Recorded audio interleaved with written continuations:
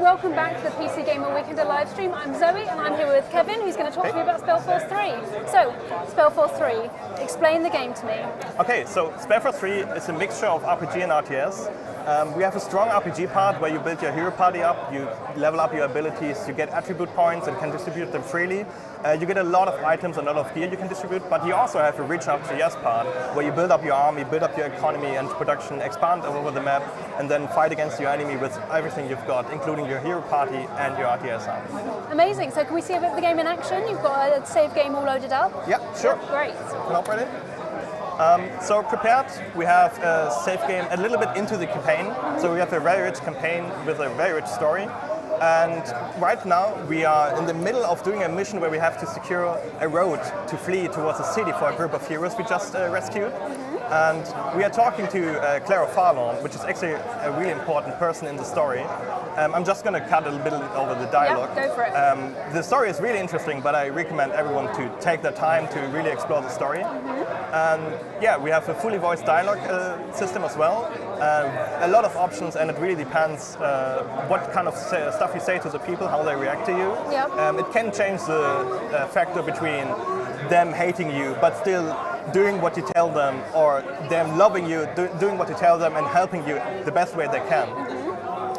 You will even meet companions in the game that become your companions in the hero party as well, and you can interact with them in dialogue and really change the way they work in-game by talking to them and improve their basic combat abilities, basically. Making them like you a little bit more. Yes, and working harder for you and being stronger just for you. Nice. So right now we see the little introduction part. We are in the Iskander Wilds, which is in the northern part of the world AO. And we are basically in the middle of an RPG mission. What we have in the campaign is a mixture of pure RPG missions, pure RTS missions, and hybrid missions, basically. And we are seeing the really basic combat system with the heroes right now. And we are preparing to find someone that can help us getting through here, because we know that the group of humans we just discovered is endangered because they are being aggressed by an enemy faction, basically, and we are helping them find basic refuge, basically, in a big city. But to get there, we have to go through the Iskander Wilds, which is quite dangerous, as we just see here. Yeah, definitely saw you fighting someone that didn't like you being there. Yeah. And if you played the game earlier, you will also recognize this place, because we are always revisiting all places. We are going back on certain maps again and tell different stories on there. So if you see a map and you free a village there, for example, and you come back later, it might have happened somewhere. It might still be alive, it might have gotten overrun while you were gone. Depending on what you do and how you play, things can change a lot. That's awesome.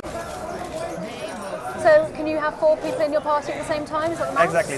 The maximum right now is 4 players in your hero party, and you can fully customize them. As we can see right now, we have a ton of gear and a ton of abilities we can pick for our heroes. So basically, you have a shared inventory for all your hero party, but every hero can have their own equipment and their own combat abilities.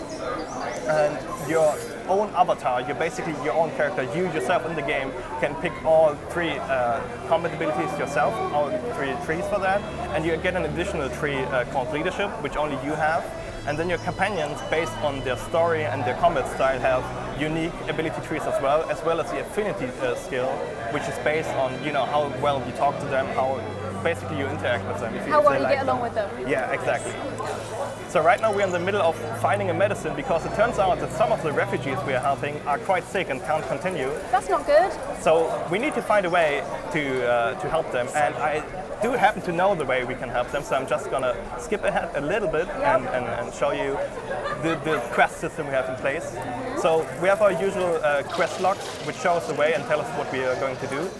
And we also have basic markers, which basically just tell you, okay, there might be something of interest here. We are not always showing you exactly where to go or what you need to do, but rather we give you a hint, okay, this is an interesting place, because you sometimes already know the place anyway.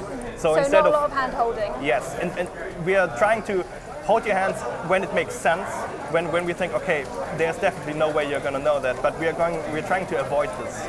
And we are also regularly meeting characters we have already met. So for example, Bertrand is someone we know from the intro mission already, and we're meeting him again, and it turns out that his background changed quite a bit.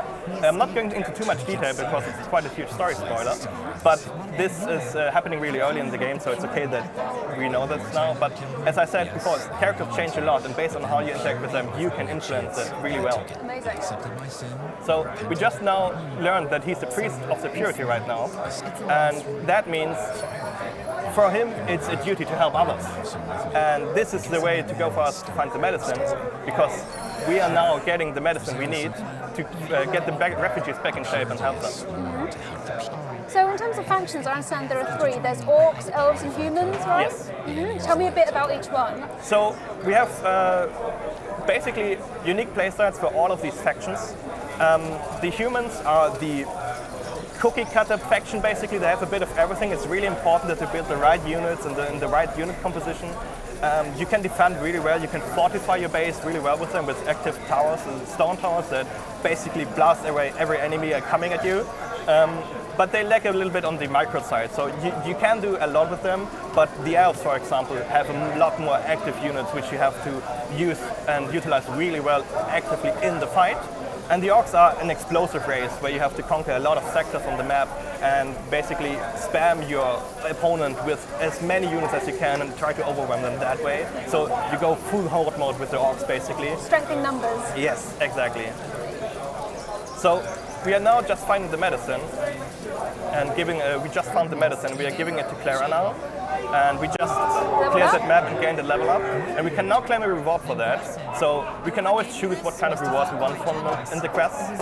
And basically what I want is the Orb of Fire, because that is actually an active ability in disguise. I can equip that. I'm actually going to do that right now while we are talking.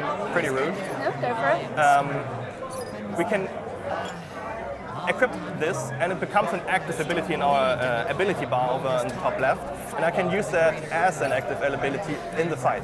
So my archer that actually just shoots bows now can shoot fire with this item, and we have a lot of items like that in place.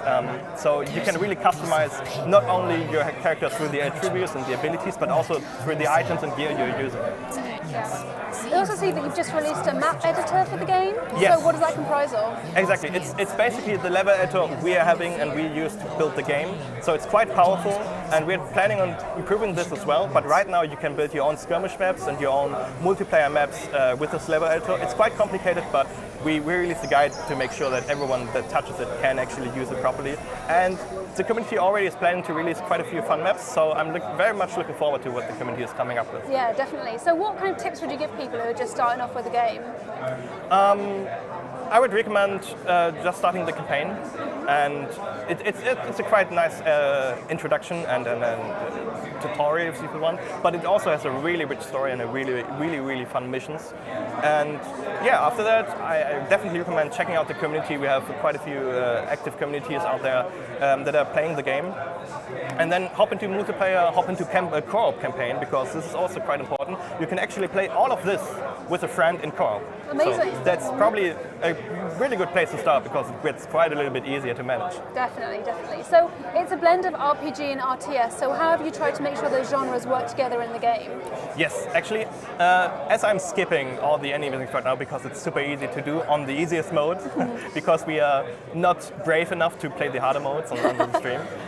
Don't want lots of dying on the live stream. Yes. That's absolutely fine. We made sure that both as a fan of RTS, you get just enough RPG that you can enjoy it, but you can choose to go full more RPG and have really rich dialogues and interactions with characters, but you can also tune it down to the very basic interaction if you don't want to do this. And same goes with the other side. You can make your heroes so powerful that your RTS army becomes a little bit less important, but in the end you still need to do a bit of both. The mixture works quite well, that you can choose however you want to play, but in the end you need to utilize RPG and RTS to actually play the most effectively in this game. So you mentioned an army there. Like, how do you manage your army? Can you We are about to see this actually. Oh, perfect! Good timing. So we are now getting an ambush actually.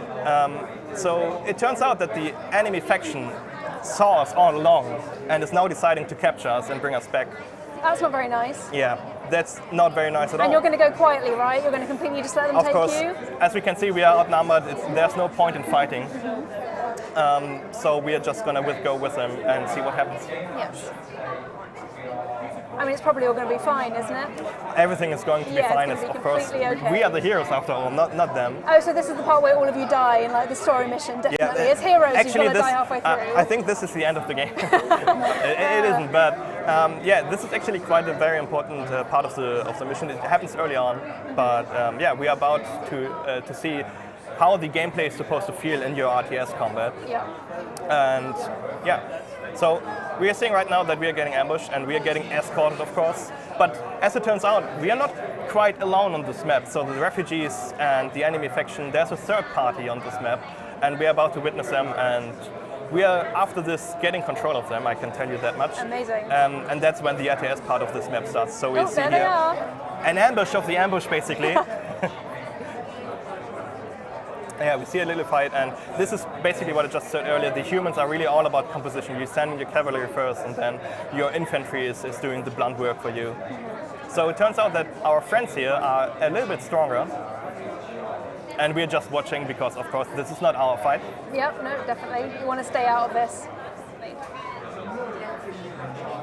But yeah, we are using the opportunity because the enemy of my enemy is my friend. Exactly, yeah. And now the guys that captured us are going to retreat, and we are about to see who helped us here. And then we are going to hop in a little bit into the RTS gameplay. Oh, here we go. I'm gonna go and skip a little bit ahead. As again, like the story is really interesting, but I can only recommend to enjoy it in peace for yourself. I want to see the army in action now, anyway. Yep. So I'm just gonna follow here and go a bit into the dark, and then hop into character. There's also multiple ways you can control your hero party. As you can see, you can directly follow them and have the camera focus on your heroes, or you can have a free camera and control everything you'd like. So we're just confirming that we are actually not part of the baddies, and we're just here to help. And it's definitely something you want to clarify early on before swords get drawn. Exactly. We just got rescued by these guys, and now we are talking to the leader and saying, okay, maybe it's a good idea if we take over from now. And that's exactly what we are going to do now. And I can show you the RTS really quick. So basically, we have a lot of resources on the map, which are indicated with these buttons, and we have this sector center, which is all pretty much the basics of our RTS. Here you have your workers and your transporters, and you can recruit basic units. You can also place buildings for yourself, and the unique system is everything is split into sectors. So instead of just being able to build all over the map, you have to take your hero party first. So the RPG and RTS works together and conquer new sectors. But once you've conquered sectors, you are able to freely build whatever you want based on how many workers you actually have. So we are placing our hunter cabins, we are placing our logging cabins to get our basic economy up, but we can only do this so long as we have workers active. And if we want more workers, we have to upgrade our main buildings or conquer new sectors where we can get new workers and place new buildings.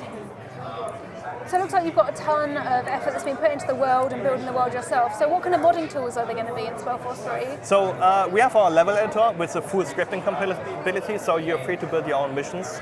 We're planning to add on that as much as we can. I can't go into specifics right now, but we are planning to basically allow players to do their own mini missions and mini game modes. Right now this is already possible. You can build your mini skirmish maps with a unique twist, and with scripts you're able to build little triggers and little events that happen all over the place. But we are planning on improving that so that you can even, well, you could call it mini campaigns. I don't want to quite go there, but yeah, it's a little bit like that. And due to using the same save system and the same map system as we use, players are pretty much able to do whatever they want with the editor. That's awesome. So what does the future hold for Spellforce 3 then? We are not quite done yet. We just released a huge multiplayer patch which works on the balance quite a bit, and we are working on little quality of life features here and there as well. But we are also looking to improve Spellforce 3 in any way possible. As we said, the level editor and the modding tools can use a bit of work, but also the base game a bit. So we are not quite done yet, and we are planning to bring a lot more stuff into the game. Plenty to look forward to, basically. Yeah, That's good. exactly. Great. Well, thanks for talking to me about Spellforce 3. It's been great chatting to you and seeing all the armies in action. Thank you. Great. So up next we have Frozen Synapse 2. Tune back in 10 minutes to see it in action.